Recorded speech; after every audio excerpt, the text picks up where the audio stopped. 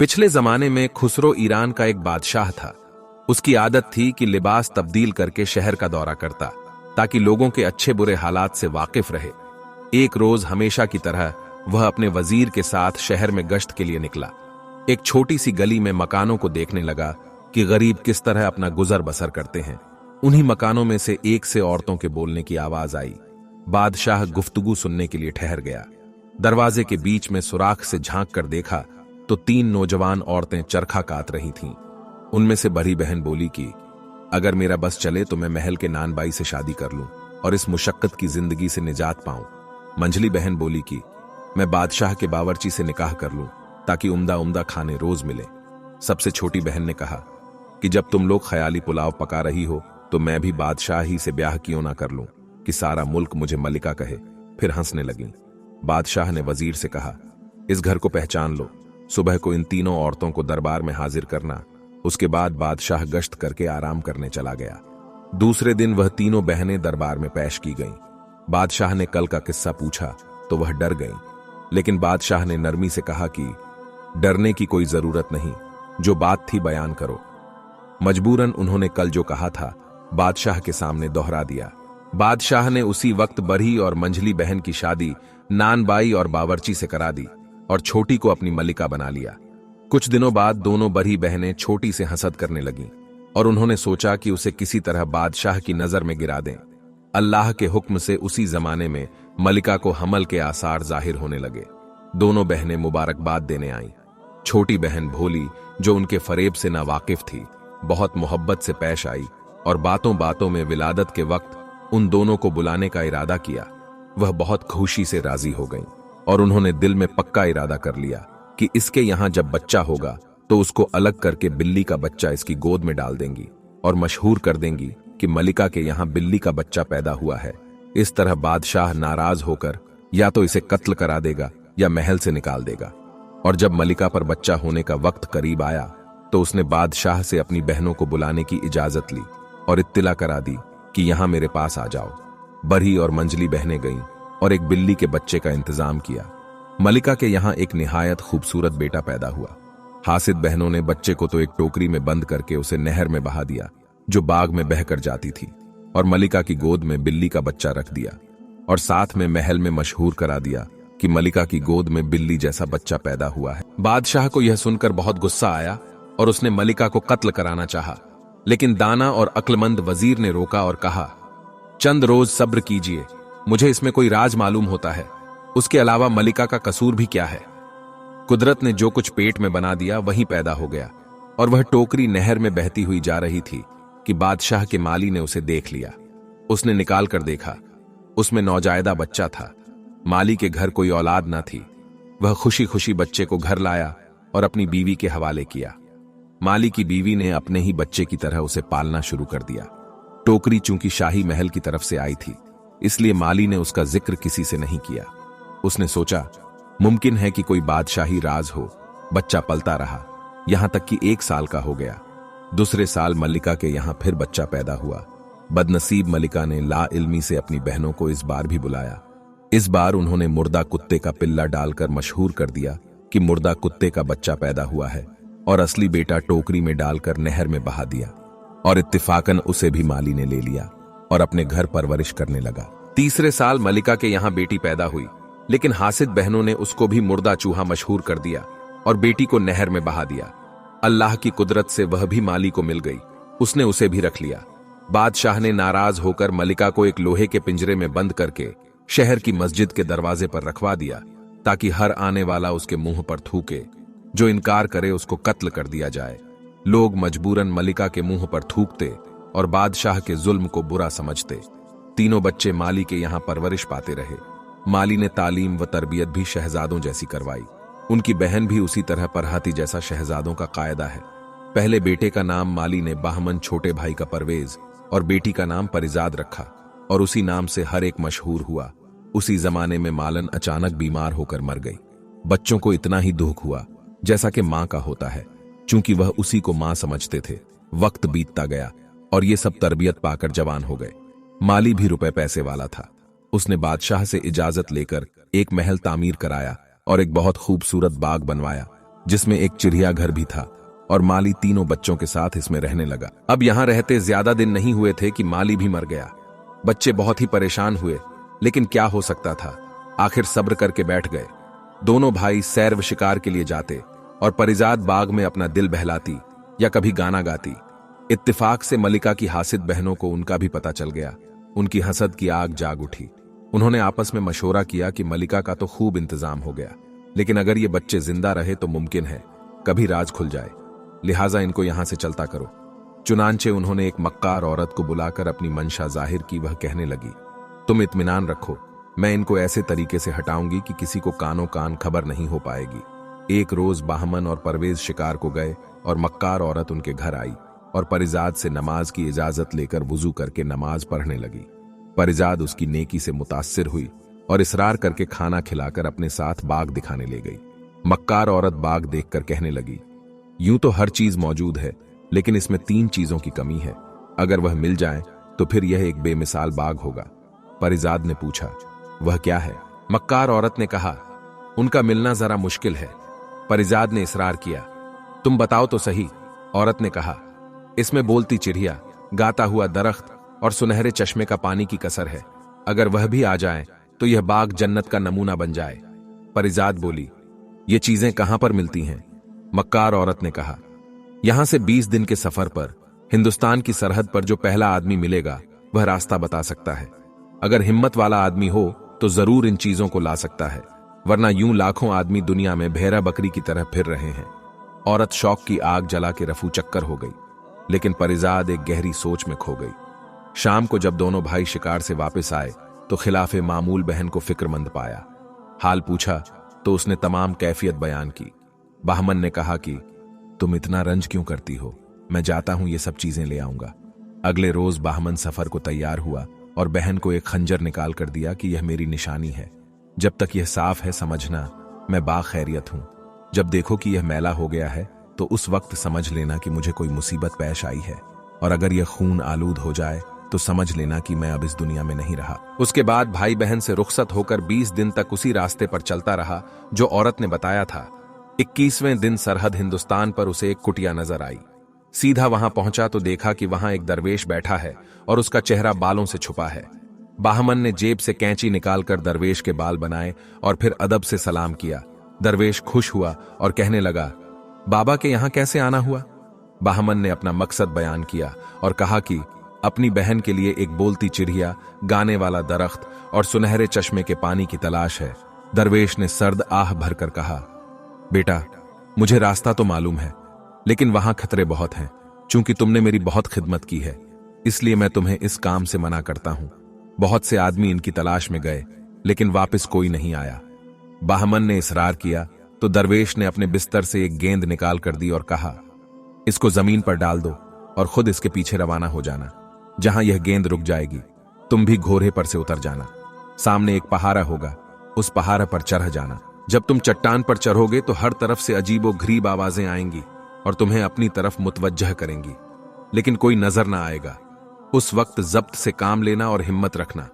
अगर तुमने पीछे घूम कर देखा तो पत्थर के हो जाओगे, और आगे चले गए तो तुम्हें तुम्हारी मतलूबा चीजें मिल जाएंगी, लेकर चले आना। बाहमन ने दरवेश का शुक्रिया अदा किया और गेंद जमीन पर डालकर खुद उसके पीछे रवाना हुआ। गेंद पहाड़ा के दरमियान ठहर गई। बाहमन घोड़े से उतरा और पहाड़ा पर चढ़ने लगा। अभी चंद ही कदम चढ़ा था कि चारों तरफ से शोर मच गया और गालियों की आवाजें आने लगीं। मारो चोर, पकड़ो पकड़ो। बाहमन सब कुछ सुनता रहा और आगे बढ़ता रहा। जब ऊपर चढ़ा तो गालियां सुन सुनकर बाहमन का खून खोल उठा। चंद कदम और आगे बढ़ा तो बिल्कुल बराबर से किसी ने बहुत सख्त गाली दी और बाहमन तलवार लेकर पलटा तो वहां कुछ न था, लेकिन वह खुद पत्थर का हो गया। उधर परिजाद रोज बाहमन का खंजर देखती और उसकी सलामती की दुआएं मांगती। एक रोज उसकी तबीयत उदास थी। दिन में खंजर उठाकर देखा तो वह चमक रहा था। उसी तरह शाम हो गई, लेकिन उसकी उदासी खत्म ना हुई। परवेज बाहर से आया तो कहने लगा, बाहमन भाई का खंजर मुझे दिखाना, मेरा जी खुद बैठा जा रहा है। परिजाद अंदर से खंजर लाई और मियान से निकाला तो वह बिल्कुल सियाह हो चुका था। यह देखकर परिजाद रोने लगी और परवेज से कहा, जरूर भाई, बाहमन पर कोई जबरदस्त मुसीबत आ चुकी है, क्योंकि खंजर काला है। खुदा का शुक्र है कि वह अभी जिंदा है। परवेज बहुत परेशान हुआ और बहन को समझाकर कहने लगा, मैं बाहमन की तलाश में जाता हूं। परिजाद कहने लगी, भाई मैं अकेली कैसे रहूंगी? परवेज ने कहा, मैं तुम्हें खुदा के सुपुर्द करके जा रहा हूं, लेकिन सोचो अगर इस वक्त बाहमन की मदद ना की गई तो क्या हशर होगा। उसके बाद दोनों भाई बहन मिलकर बहुत रोए। परवेज ने अपने गले से मोतियों की माला उतारकर बहन को दी और उससे कहा, इससे मेरी हालत का अंदाजा होता रहेगा। जब तक यह अच्छी हालत में है समझना मैं खैरियत से हूं, और जब इसके दाने एक दूसरे से मिल जाएं तो मेरी मौत का दिन होगा। परिजाद ने भाई का हार गले में पहन लिया और कहा, जाओ मैं तुम्हें खुदा के सुपुर्द करती हूं। परवेज 20 दिन सफर के बाद 21वें रोज उसी दरवेश की कुटिया पर पहुंचा और वही सवाल किए कि बोलती चिड़िया, गाता हुआ दरख्त और सुनहरे चश्मे का पानी लेने आया हूं। दरवेश ने समझाया कि बेटा क्यों अपनी जान देता है? कुछ दिन हुए हैं कि तेरा हमशक्ल नौजवान गया है, लेकिन अभी तक वापस नहीं आया है। शायद पत्थर का हो गया, तुम इस इरादे से बाज आ जाओ। परवेज ने कहा, बाबा वह मेरा भाई था, अब मैं जरूर जाऊंगा, या अपनी जान दूंगा या भाई का इंतकाम लूंगा। दरवेश ने जब देखा कि यह नहीं मानता तो गेंद निकाल कर दी और कहा कि इसको जमीन पर डाल दो और इसके पीछे चले जाना, और सब हिदायत समझा दी। परवेज गेंद को जमीन पर डाल के उसके पीछे रवाना हुआ। गेंद पहाड़ा के दामन में जाकर रुक गई। परवेज घोड़े से उतरकर पहाड़ा पर चढ़ने लगा। जूं ही उसने कदम बढ़ाया, हर तरफ शोरगुल भरा गया और गालियों की बौछार हो गई। कोई उसका नाम ले लेकर उसे धमकाने लगा।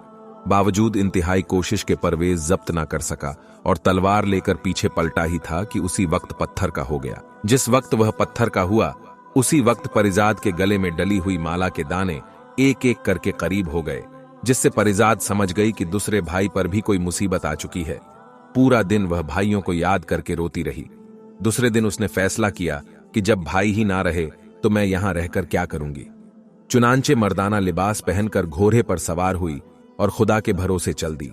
20 रोज की मुसाफत के बाद 21वें दिन दरवेश की कुटिया में पहुंच गई और वही सवाल किए दरवेश ने कहा, बेटी मुझे मालूम है तुम मर्द नहीं हो, फिर भी इतना बड़ा इरादा क्यों किया? इस रास्ते में तो कई जवान मर्द बर्बाद हो गए। परिजाद ने हाथ बांधकर कहा, बाबा अभी चंद रोज हुए मेरे भाई यहां आकर खप गए, अब मैं या तो उनका बदला लूंगी या यहीं खत्म हो जाऊंगी। उसे भी दरवेश ने पहाड़ के सब राज बता दिए और एक गेंद निकालकर परिजाद को दी कि इसके पीछे चली जाओ, पहाड़ तक पहुंचकर ऊपर चली जाना। परिजाद ने गेंद लेकर दरवेश को सलाम किया और अपनी जेब से रुई निकालकर कानों में इस तरह ठूंस लिया कि कान बिल्कुल बंद हो गए। यह देखकर दरवेश मुस्कुराया और कहा, मालूम होता है कि बेटी तुम जरूर कामयाब हो जाओगी। यह तरकीब आज तक किसी की समझ में ना आई। इस तरह बेशक ना कान में आवाजें आएंगी और ना तुम धोखा खाओगी। जाओ खुदा तुम्हारी मदद करे। परिजाद गेंद के साथ साथ रवाना हुई और पहाड़ा के दामन में पहुंचकर घोड़े से उतरी। कानों की रुई दोबारा ठीक की और पहाड़ा पर चढ़ने लगी। हर तरफ से आवाजें बुलंद हुईं, लेकिन परिजाद के तो कान बंद थे, कुछ सुनाई ही ना देता था। वह बेखौफ पहाड़ की चोटी पर पहुंच गई। वहां एक चिड़िया का पिंजरा लटक रहा था। परिजाद ने अपने कानों की रुई निकाली, सुना कि चिड़िया शोर मचा रही है। इसे गिरफ्तार कर लो, यह चोर है। परिजाद ने आगे लपक कर चिड़िया का पिंजरा उतार लिया। चिड़िया खामोश हो गई। कुछ देर बाद बोली, अब मैं आपकी गुलाम हूं। परिजाद ने कहा, गाने वाला दरख्त कहां है? चिड़िया ने उसका पता बताया और कहा, उसकी टहनी ले लो, वही काफी है। परिजाद ने उसकी टहनी ले ली, फिर सामने के चश्मे से वहीं रखा हुआ चांदी का एक मटका भर लिया। फिर परिजाद ने चिड़िया से पूछा कि मेरे भाई जो पत्थर बन गए हैं किस तरह अच्छे होंगे? चिड़िया बोली, यह सब तिलिस्म का खेल है, इसी चश्मे का पानी डालो, फिर खुदा की कुदरत देखो।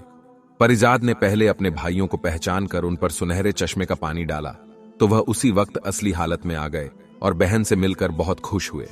उसके बाद तीनों ने मिलकर उन तमाम आदमियों पर भी चश्मे का पानी डाला जो पत्थर के बने हुए थे। पानी गिरते ही सबके सब हुक्मे खुदा से असली हालत में आ गए और परिजाद का बेहद शुक्रिया अदा किया। उसके बाद सब पहाड़ा से नीचे उतरे तो देखा कि घोड़े खड़े हिनहिना रहे हैं। सबने अपने अपने घोड़े पहचाने और सवार होकर अपने रास्ते पर चल दिए। बाहर आकर देखा ना तो दरवेश था और ना उसकी कुटिया साफ मैदान था। परिजाद कहने लगी, यह दरवेश ही तिलिस्म से मुताल्लिक था। जब तिलिस्म खत्म हो गया तो वह भी गायब हो गया। उसके बाद उसने सब नौजवानों को रुखसत किया और खुद अपने भाइयों के साथ तीनों चीजें लिए अपने वतन रवाना हो गई। घर आकर उसने गाने वाले दरख्त की टहनी एक मुनासिब जगह पर लगा दी और एक उम्दा हौज में फव्वारा तैयार करके उसमें सुनहरे चश्मे का पानी डाल दिया। जब अगले दिन देखा तो उस टहनी के बजाय पूरा दरख्त था और उसमें अजीबो गरीब सुर फूट रहे थे। हौज लबरेज था और फव्वारा जोर से चल रहा था। बारादरी में चिड़िया का पिंजरा लटक रहा था और चिड़िया बहुत उम्दा उम्दा बातें करती थीं। सारे शहर में उन चीजों की शोहरत हो गई। जूं जूं लोग उन अजूबों को देखने आते हैरान रह जाते। एक रोज बाहमन और परवेज शिकार खेल कर वापस आ रहे थे कि रास्ते में बादशाह की सवारी मिल गई। हर चंद उन्होंने कोशिश की कि बचकर निकल जाएं, लेकिन सामना हो गया। मजबूरन मुअद्दब होकर रुक गए और जब बादशाह करीब से गुजरा तो झुककर ताजीम बजा लाए। उनको देखकर बादशाह की तबीयत खुद ब खुद खींचने लगी। चुनांचे सवारी देखकर दरियाफ्त किया, तुम किसके बेटे हो? उन्होंने अर्ज किया, हुजूर माली के बेटे हैं और फलां जगह हुजूर की इजाजत से महल तैयार कराया था, उसमें रहते हैं। बादशाह के दिल में लम्हा बा लम्हा उनकी मोहब्बत बरा रही थी। सिर्फ बात बढ़ाने को पूछा, तुम कहां से आ रहे हो? बाहमन ने अर्ज किया, शिकार खेलने गए थे। बादशाह ने कहा, बगैर इजाजत शिकारगाह में क्यों गए? दोनों ने हाथ बांधकर कहा कि हमें पता नहीं था कि यहां शिकार खेलना मना है, आइंदा गलती नहीं होगी। बादशाह उनके तौर तरीके देखकर और ज्यादा खुश हुआ, फिर मुस्कुराकर कहने लगा, अच्छा मेरे साथ आओ, दिखाओ क्या शिकार खेलते हो। दोनों भाई साथ हो लिए। जंगल में जाकर कुछ देर में कई शेर मारकर लाए और बादशाह के सामने पेश किए। बादशाह उनकी जुर्रत और महारत से और ज्यादा मुतासिर हुआ और कहने लगा कि तुम मेरे साथ शाही महल चलो, खाना खाकर चले जाना। दोनों भाइयों ने फिर हाथ बांधकर अर्ज की कि हुक्म की तामील में कोई मुआजरत नहीं, लेकिन हमारी एक बहन है और हम सब ने मिलकर कसम खा रखी है कि आपस के मशवरे के बगैर कोई काम ना करेंगे। हम उससे पूछ लें और कल हुजूर की खिदमत में हाजिर होंगे। बादशाह ने इजाजत दे दी और दोनों भाई घर आए, लेकिन बादशाह की दावत का जिक्र परिजाद से करना भूल गए। दूसरे दिन बादशाह से शिकारगाह में मुलाकात हुई तो दोनों शर्मिंदा हुए और मुआजरत की, हुजूर हमें कल याद नहीं रहा, कल पूछकर फिर हाजिर होंगे। गर्ज इसी तरह 3 दिन बराबर भूलते रहे। चौथे रोज बादशाह ने दोनों को एक एक गेंद दी और कहा, इनको कमर में बांध लो, जब लिबास उतारोगे तो ये गिरेंगी तो तुम्हें याद आ जाएगा। दोनों भाइयों ने शुक्रिया अदा करके गेंद कमर में बांध ली। रात को जब लेटने लगे तो वह गेंद लिबास से गिरी और उन्हें बादशाह से किया हुआ वादा याद आ गया। दोनों उसी वक्त परिजाद के पास आए और बादशाह की दावत का जिक्र किया। परिजाद कहने लगी, तुमने पहले ही याद क्यों ना रखा? खैर ठहरो, मैं अपनी चिड़िया से पूछकर बताऊं। चिड़िया के पास आई और पूछा कि क्या मेरे भाइयों को बादशाह की दावत में जाना चाहिए? चिड़िया ने कहा, हाँ। परिजाद भाइयों के पास आई और कहा कि आप बादशाह की दावत कबूल कर लें और दूसरे दिन के लिए बादशाह को दावत दें, मैं उसका इंतजाम कर लूंगी। दूसरे रोज बाहमन और परवेज फिर शिकारगाह में बादशाह से मिले और कहा, हमारी बहन बहुत नाराज हुई कि हमने पहले दावत क्यों ना कबूल की, और अगर आपस के मशवरे का इतना ही लिहाज था तो इसी दिन क्यों ना याद रखा। बादशाह ने हंसकर कहा, कोई बात नहीं, इसमें भी कुछ बेहतरी है। फिर वह दोनों भाइयों को लेकर महल सरा में दाखिल हुआ। रास्ते में लोगों ने देखा तो बहुत हैरान हुए कि ये कहां के शहजादे हैं। लोग उनके हुस्नो जमाल को देखकर खुश हुए। बादशाह बाहमन और परवेज को लेकर एक कमरे में आया। फिर दस्तरख्वान पर खाना चुना गया और सबने मिलकर खाना खाया। बादशाह की हालत थी कि जी चाहता कि दोनों उसकी नजरों के सामने रहें। जब तक खाना खाया जाता रहा बादशाह बराबर कनखियों से उन दोनों को देखता रहा। खाने के बाद महफिले रक्सो सुरूर मुनाकिद हुई। गर्ज रात भर दोनों भाई बादशाह के मेहमान रहकर रुखसत होने लगे तो बहुत अदब से दरखास्त की कि कल जब हुजूर शिकार से वापस हों तो हमारे गरीब खाने को भी इज्जत दें। बादशाह जो रोज बरोज उनका मोतकिद हुआ जा रहा था, इनकार ना कर सका और कहने लगा, बच्चों मैं जरूर तुम्हारे यहां चलूंगा। दोनों भाई अपने घर आए और पूरा किस्सा अपनी बहन परिजाद को बताया।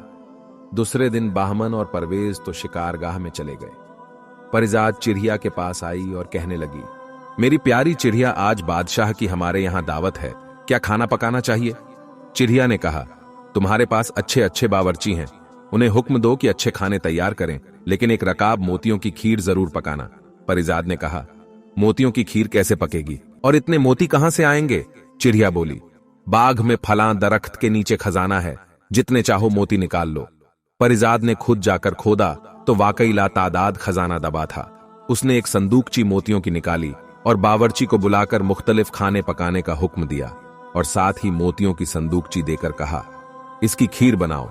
बावर्ची हैरान हो गया और कहा, बेगम साहिबा, मोतियों की खीर किस तरह पकेगी और यह किस तरह खाई जाएगी? परिजाद ने कहा, तुमको इससे क्या, तुम्हें जो हुक्म दिया वह करो। बावर्ची ने कहा, बेहतर हुजूर। बाहमन और परवेज पूरे दिन बादशाह के साथ शिकार खेलते रहे। शाम को जब वापसी का वक्त आया तो दोनों भाइयों ने रात का वादा याद दिलाया। बादशाह तैयार हो गया और शिकारगाह से सीधा उनके घर आया। जब परिजाद को मालूम हुआ कि बादशाह तशरीफ लाए हैं तो अपनी कनीजों के साथ भागकर दरवाजे पर इस्तकबाल किया। बादशाह ने परिजाद को देखा तो उसके सीने में एक हूक उठी, जैसे बाहमन और परवेज को देखकर उठी थी। उसने परिजाद को बेटियों की तरह प्यार किया और फिर तीनों बहन भाई बादशाह को अपना बाघ दिखाने ले गए। वहां बादशाह ने दरख्त से तरह तरह की आवाजें आती हुई सुनी तो बहुत हैरान हुआ और पूछा, यह क्या राज है? बाहमन ने सब हाल कह सुनाया कि हमारी बहन ये नादिरो नायाब तोहफा इस तरह लाई। बादशाह बहुत खुश हुआ और दरख्त का दिल आमेज गाना सुनता रहा। फिर हौज और फव्वारा देखा जिसमें से सुनहरा पानी बरस रहा था। उसके बाद बोलती चिड़िया के पिंजरे के पास आया। वहां बहुत से परिंदे उसके गिर्द जमा थे। परिजाद ने कहा, गाफिल चिड़िया, बादशाह सलामत आए हैं। चिड़िया फौरन मुअद्दब हो गई और बादशाह को सलाम करके मुआजरत खा। बादशाह उसकी बातें सुनकर बहुत हैरान हुआ। जब ये सब खाना खाने के लिए चले गए तो चिड़िया ने कहा, मुझे वहीं ले चलो। परिजाद ने पिंजरा अपने साथ लिया और खाने के कमरे में लाकर लटका दिया। बादशाह खाना खाने को बैठा तो मोतियों की खीर देखकर हैरान हुआ और कहने लगा, यह कैसी खीर है? क्या मोती भी खाए जाते हैं?